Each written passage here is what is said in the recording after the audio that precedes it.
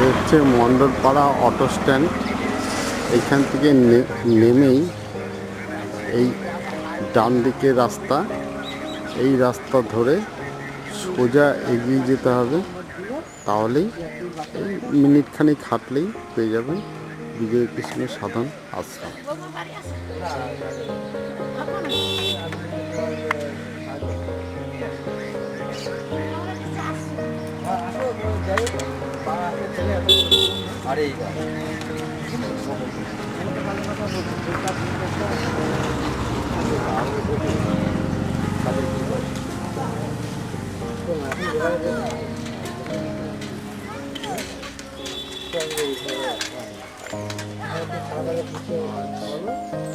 বিজয় কৃষ্ণ আশ্রম, শ্যামনগর আপনাদের দেখানোর জন্য সকাল সকাল চলে এসেছি। এখন বাজে সকাল 7টা। তো মন্দিরের দৃশ্য আপনাদের দেখাবো, চারিদিকটা পারিপার্শ্বিক যা কিছু আছে সবই আপনাদের দেখাবো। আপনারা ভিডিওটি দেখতে থাকুন।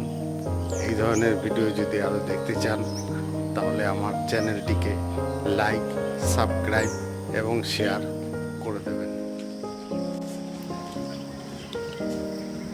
শ্রীমৎ পরমানন্দ সরস্বতী মহারাজের অনন্য সৃষ্টি শ্রী শ্রী বিজয়কৃষ্ণ সাধন আশ্রম যুগ যুগান্তর ধরে সনাতন ধর্ম ও মনুষ্যত্বের পালক মুনি, ঋষি, ভক্ত ও কর্মবীরদের সাধন সমন্বয় তীর্থ ভারতবর্ষের সুমহান ভিত্তিভূমির উপর শ্রীমন মহাপ্রভু শ্রীকৃষ্ণ চৈতন্য, বৈষ্ণব কেশরী প্রভু নিত্যানন্দ, শ্রীমৎ অদ্বৈত প্রভু শ্রী রামকৃষ্ণ পরমহংস ও প্রভুপাদ শ্রী শ্রী বিজয় গোস্বামী যে পারমার্থিক ও সাংস্কৃতিক ভাব সৌধ নির্মাণ করে গেছেন,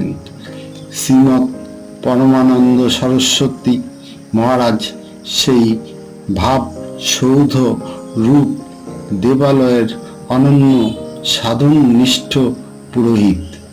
শ্রী শ্রী বিজয় কৃষ্ণ সাধন আশ্রম অমৃত পথের দিশারি। সেই ভাবালোকে তিনি তার অন্তরাত্মাকে মহাবিস্তার করেছেন দিব্য জ্যোতির্ময় ছটায়, প্রজ্ঞায় ও চিন্তায় সৌধ নির্মাণে। আশ্রমের প্রাণপুরুষ শ্রী শ্রী বিজয়কৃষ্ণ গোস্বামী ও শক্তি স্বরূপা মাতা যোগমায়া এবং শ্রী শ্রী নাম ব্রাহ্মণদেব এখানে নিত্য পূজিত হয়ে থাকেন। মানুষ পাবে আত্মার অন্ন জল, দিব্য জীবনের খোঁজ এবং চিন্ময় আনন্দের স্পর্শ। এই বৃহৎ সংকল্পের এক সুমহান রূপকল্প শ্রী শ্রী বিজয়কৃষ্ণ সাধন আশ্রম। ঈশ্বরের দূত বিজ্ঞজনের নিকট দুর্গেয়, যার চিত্তে কৃষ্ণ প্রেমা কলয়ে উদয়, তার বাক্য ক্রিয়া মুদ্রা বিজ্ঞে না বুঝায়, সেক্ষেত্রে নবরূপে অবতীর্ণ ঈশ্বরকে চেনা সাধারণ মানুষের পক্ষে অসম্ভব। কোনো মানবীয় বুদ্ধি দ্বারা তাকে জানা যায় না। যিনি নিত্যযুক্ত তিনিই জানেন। এক অচিন্ত পুরুষ বিজয় কৃষ্ণ। তিনি সাধু নন, সাধ্য, সাধুরও সাধনার ধন। কর্মে, জ্ঞানে, প্রেমে, দয়া ও দানে তিনি অতুলনীয়। যখন তিনি পেছন দিকেও কিছু ব্রহ্ম ধর্মের ঘর রয়েছে। প্রচারক, তখন তিনি ছিলেন সর্বাগ্রে, সকলের প্রধান, অদম্য অক্লান্ত কর্মী। কখনো অঞ্জলি ভরে জল পান করে, কখনো কাদামাটি, কখনো শুধু গাঁদা ফুল ভাজা খেয়ে তার দিন কেটেছে। তিনি জ্ঞানে ছিলেন কাল অপেক্ষা বৃদ্ধ, সর্বজ্ঞ, সর্বতত্ত্বজ্ঞ, এক উজ্জ্বল শাস্ত্র মূর্তি। তিনি বলেছিলেন, সমস্ত শাস্ত্র আমার নিকট পাখির ঝাঁকের মতো প্রকাশিত হয়। আমার সাথে কথা বলো।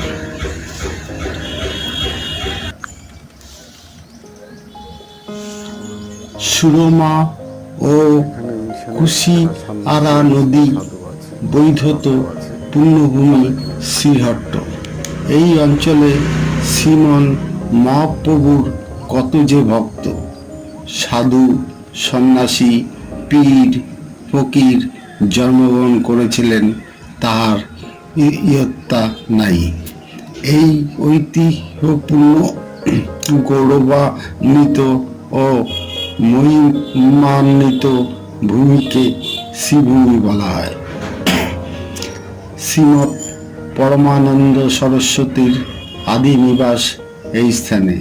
শ্রী শ্রী পরমানন্দ সরস্বতী জন্ম 1322, 30 আষাঢ় শুক্লা তিথিতে বৃহস্পতিবার সকাল 8:16 গুয়াহাটি শহরে।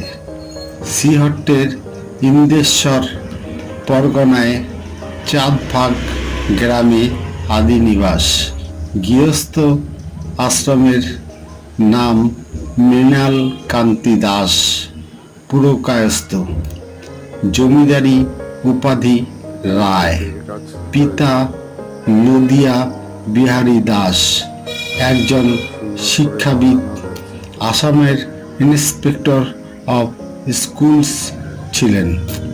সরলতা ও মহত্বের জন্য তাকে লোকে নদিয়া সাধু বলতো। চালতা গাছ, চালতা ধরে আছে। বিজয়কৃষ্ণ সাধন আশ্রমে আপনারা কিভাবে আসবেন? শিয়ালদহ স্টেশন থেকে আপনি ট্রেনে করে শ্যামনগর স্টেশনে এসে নামবেন। শ্যামনগর স্টেশন থেকে একটু সামনের দিকে আপনি এগিয়ে যাবেন, গেলেই আপনি টোটো বা অটো পেয়ে যাবেন। টোটো বা অটো করে আপনি আসবেন মণ্ডল পাড়ায়। টোটো ভাড়া নেবে 16 টাকা করে, বা অটো 16 টাকা করে নেবে। আপনি মণ্ডল পাড়ায় এসে নামবেন। মণ্ডল পাড়ায় এসে আপনি রাস্তার উপরেই দেখতে পাবেন বিজয়কৃষ্ণ আশ্রমের সাইনবোর্ড, অথবা কাউকে জিজ্ঞাসা করবেন। পায়ে হেঁটে 5 মিনিট লাগবে।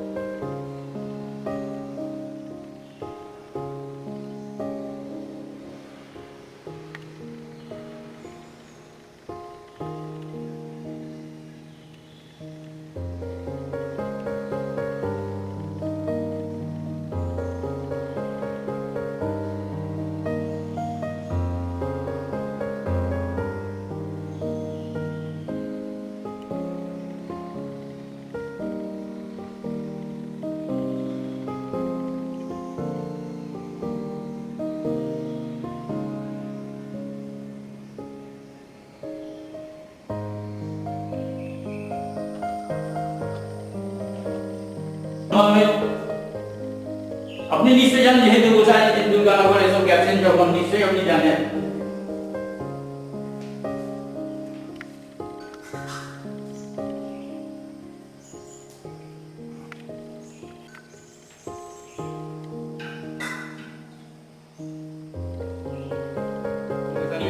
দিয়ে গেল একটা জটের ইয়ে করে, এইভাবে ঠাকুরজিকে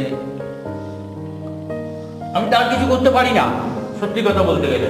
সেই কিন্তু ঠাকুর আমাকে বড় কি পার করেছেন, কত ঝড় ঝাপটা তিনি পার করে দিয়েছেন, কত অ্যাক্সিডেন্ট, কত উনি সিদ্ধ পুরুষ।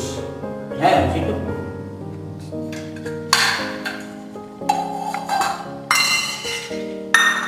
আর আপনি তো জানেন, কিছু তো বুঝতে তো পারছেন।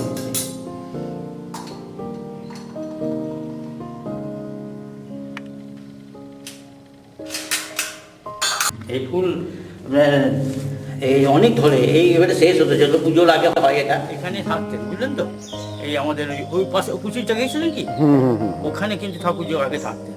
আচ্ছা তারপর ওই পুকুরে স্নান করতেন। আচ্ছা তিনি এখানে ছিলেন 80 সালে, তিনি দেহ রাখেন। আচ্ছা আচ্ছা, এখানে রাহায়ণদা বলে একজন ছিলেন, আচ্ছা তিনি আর কি ঠাকুরজি ওখানে আসেন, ঠাকুরজি ওখান থেকে, তারপর ঠাকুরজি পরম্পরা আস্তে আস্তে ইয়ে করতে থাকেন। তবে তারপরে ঠাকুরজি দেহ রাখলেন, তারপরে এই মন্দিরটা প্রতিষ্ঠা করলেন অঞ্জনদা। অঞ্জনদা বলতে অঞ্জন ব্যানার্জি মনে হয়, মুখার্জি জায়গা মনে পড়ছে না কথাটা ঠিক। উনি আসেন, অঞ্জনদা আমাদের এখন এখানকার ট্রাস্টি বোর্ডের আর কি মেম্বার। তিনি মোটামুটি এসব দায়িত্ব নিয়ে এসে মন্দিরের সমস্ত কাজ করেন। তারপরে ঠাকুরজি কুঠির, বড় সাইজের কুঠির, এসব হয় আপনার। তারপরে ধরুন আমাদের ঠাকুরজি জিকে আমি 76 সালে সাধন পাই সিউড়িতে, আমার সিউড়ি বাড়ি, জানেন তো। আচ্ছা তো সিউড়ি থেকে সাধন পাওয়ার পর তারপরে আমি বিভিন্ন কাজে ছিলাম। তারপর লকডাউনের পর আমি এখানে আসি। আজকে বছর 5 হতে চললো, জানুয়ারি মাসে আসি।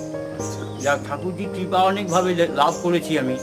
গুয়াহাটি গেছি, গুয়াহাটি, তারপরে ধরুন করিমগঞ্জ, মানে দুর্গানগর যেটা, আর আমাদের সিউড়িতে মন্দির আছে কমালগাছি। ঠাকুরজির এখানে আমি 2-3 বার আরতি করবার সময় ঠাকুরজিকে পেয়েছিলাম, কিন্তু আমি পাইনি, আমার ভক্তরা পেয়েছিল। আমার অভিপ্রায়টা ছিল যে ঠাকুরের কিছু একটা, মানে কি বলবো, আরতি দেখতাম যদি ঠাকুরের, তাহলে ভালো হতো। তো তিনি নিজে এসে ঠাকুর দর্শন করেছিলেন। সেটা আমি কি করে জানলাম, আমাদের এখানে রান্না করা একটা ছেলে প্রশান্ত বলে, সে রান্না করতো, সে দেখেছে। সে কীর্তনে আসতো, ওরা দেখতো, সব আমাকে বলতো, আরে তোরা তো খুব ভাগ্যবান। আমি বলছি তাদেরকে আর কি যে ভাগ্যবান। তখন বলছে, আপনি কাঁদছে চলে, বলছে অমরদা জানেন তুমি কি, কে এসেছিল এখানে জানো? আমি হ্যাঁ, কে এসেছিল বলতে ঠাকুরজি। আমি বুঝতে পেরেছিলাম ঠাকুরজির মহিমা, মানে বলা আমি জানি না, তবে আমি করি পুজো, এখানে এসছি, পুজো করে গেছি, তারপরে ভোগ লাগাতে এসছি। তখন এখানে আমাদের একজন সুনীল বাবুরা আছেন, কার্ডে আছেন, তিনি ঝাঁট দিয়ে দিয়ে ঠাকুরজিকে দেখেছেন, দেখে বলছে অমরদা আপনি আসেন না। না, আমি কেন আসবো? বলছে ধুতি পরে দাঁড়িয়েছিল, বলছে আমি ঘুরিয়ে দেখছি, আর দেখতে পেলাম না তাকে। আচ্ছা, আপনার এই সংস্থার নাম কি? এটা হচ্ছে বিজয় কৃষ্ণ সাধন আশ্রম। বিজয় কৃষ্ণ সাধন আশ্রম। আচ্ছা, এর মূল আশ্রমটা কোথায়? মূল আশ্রম বলতে আপাতত ধরুন নরেন্দ্রপুর, ধরুন নরেন্দ্রপুর। ঠাকুরজি কিন্তু আসলে গুয়াহাটি। গুয়াহাটি, হ্যাঁ। না, আগে দুর্গানগর মনে হয় সম্ভব। তো গুয়াহাটিতে আমি গেছি কবার, তারপর গুয়াহাটিতে বিরাট আশ্রম আছে ঠাকুর। তারপরে দুর্গা এটাও বটে, আপনার নরেন্দ্রপুরটা হেড আছে। আচ্ছা, হ্যাঁ, নরেন্দ্রপুরটা হেড। ঠাকুর ওখানেও থাকতেন, ওখানে বেশ কিছুদিন ছিলেন ঠাকুর।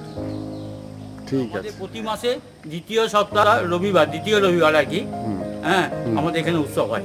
আচ্ছা, উৎসব হয়, আর আপনার ওখানে লোকজন অনেক খাওয়া দাওয়া করে, 400, 500, 600 যেমন আমরা পারি আর কি। আচ্ছা, তো আপনি আসবেন, দয়া করে এসে আপনি এখানে প্রসাদ পাবেন। আচ্ছা, যদি আপনার কৃপা হয় তবে। এই প্রসাদের জন্য কি কোনো মূল্য দিতে না, হয়? মূল্য কিছু লাগে না, সেটা আপনার ব্যাপার, আমাদের কিছু মূল্য লাগে না। আচ্ছা, মূল্য আমাদের কোনোদিনই কিছু নেই। আপনি প্রসাদ পাবেন, আপনার ধরুন কোনো অসুবিধা, কোনো সময় হয়তো ইচ্ছা হলো। তবে বেশিরভাগই আমাদের শিবরাত্রিটা আসল এখানে উৎসব।